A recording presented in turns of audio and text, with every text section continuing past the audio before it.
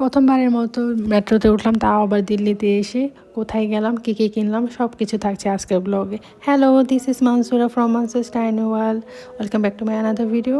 আজকে আমার হচ্ছে ফার্স্ট মেট্রোতে ওঠা। আর দেশে থাকা অবস্থায় আমি মেট্রোতে উঠি নেই।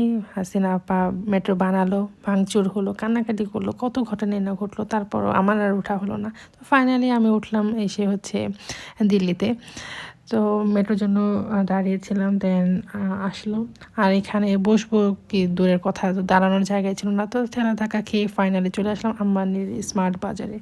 আসার পর তো আমার পুরাই মাথা নষ্ট, বাই ওয়ান গেট ওয়ান, মানে এত পরিমাণ অফার চলতেছে প্রত্যেকটা প্রোডাক্টের উপর। গ্রোসারি আইটেমে বিশেষ করে বেশি অফার চলতেছিল।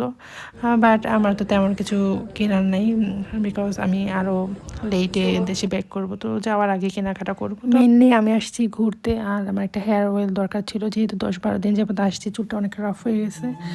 তো ভাবলাম যে ঘুরেও যাই আর একটা হেয়ার অয়েল নিয়ে যাই। তো আসার পরে যা দেখি তাই পছন্দ হয়ে যায়, মনে হয় যে তাড়াতাড়ি কেনাকাটা করে বাসায় চলে যাই।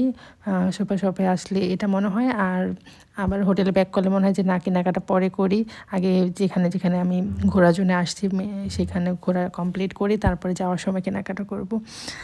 তো এই হচ্ছিল আমার অবস্থা। তো ফার্স্টে হচ্ছে আমার যেটা নেসেসারি হেয়ার অয়েল সেটা নিয়ে নিই। তারপর হচ্ছে একটা মাফলার পছন্দ হয়, মাফলারটাও নেই। আর দিল্লি তো প্রচুর পরিমাণ ঠান্ডা, রাতে তো 7 ডিগ্রি 6 ডিগ্রি থাকে, আর দিনের বেলায় 12-13 এরকম। কিছু কিনবো না তা ভেবে আর কি কেনাকাটা শুরু করে দিয়েছে। আমি ভাবতেছি যখন দেশে ফিরবো, কেনাকাটার উদ্দেশ্যে আসবো, তখন আমার কি হবে।